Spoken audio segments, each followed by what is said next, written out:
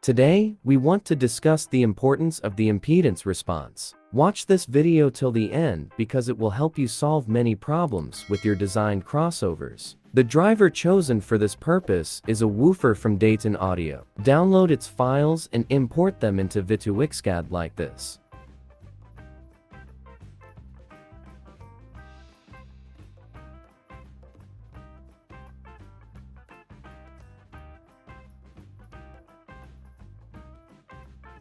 There is a sharp peak here which generates a harsh sound. The first tip is to use a low-pass filter whose design process will be explained in another video. Since the driver's impedance in its files is 8 ohms, we've designed a crossover for an 8 ohm driver.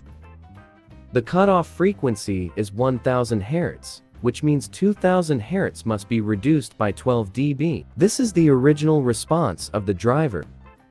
As you can see, the filter response is not smooth, and the low-pass filter has added another peak to the response instead of removing the first peak. Let's try a lower cutoff frequency, for example, 300 Hz. The filter response is not still smooth. We are looking for something like this.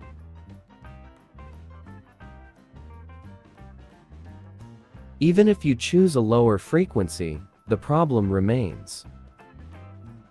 A very useful solution is an RC circuit, which is in parallel with your driver. The values of R and C are obtained by these formulas. These formulas are enough for you to design your RC circuit. From here on, we'll prove these relationships. For this part, you have to know about complex numbers and model all the elements with them.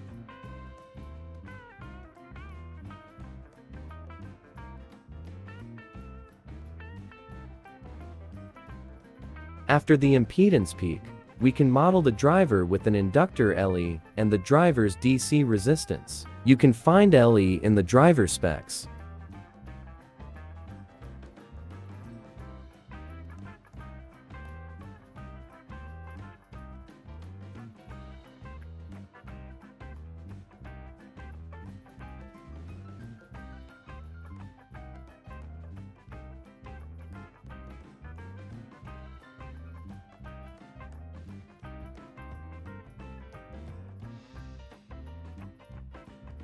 Zn must be equal to our DC, and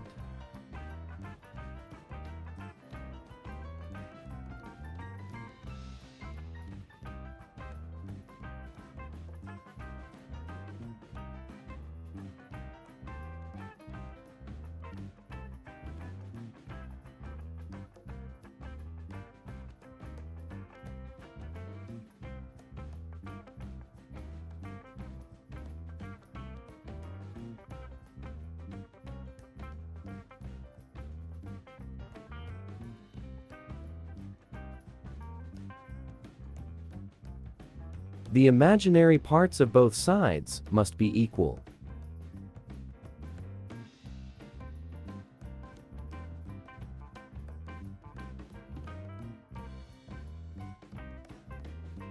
After that, the real parts.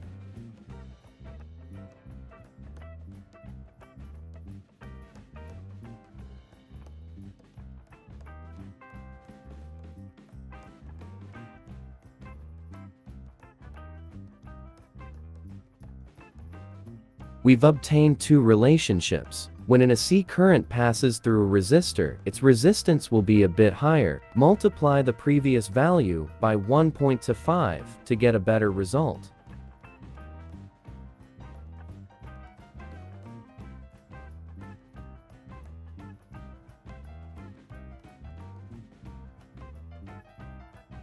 Using the formulas, the values of R1 and C1 for the current driver are obtained.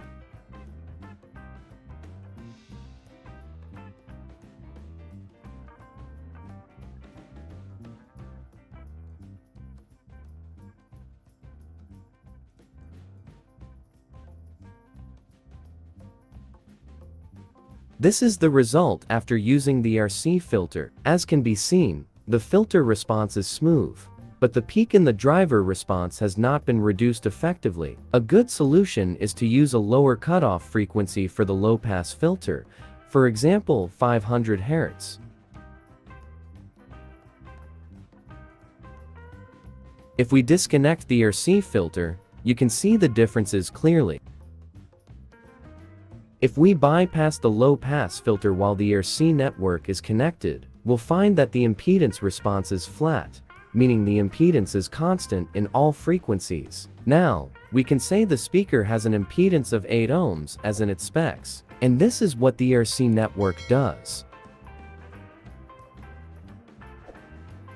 That's all. Thanks for watching.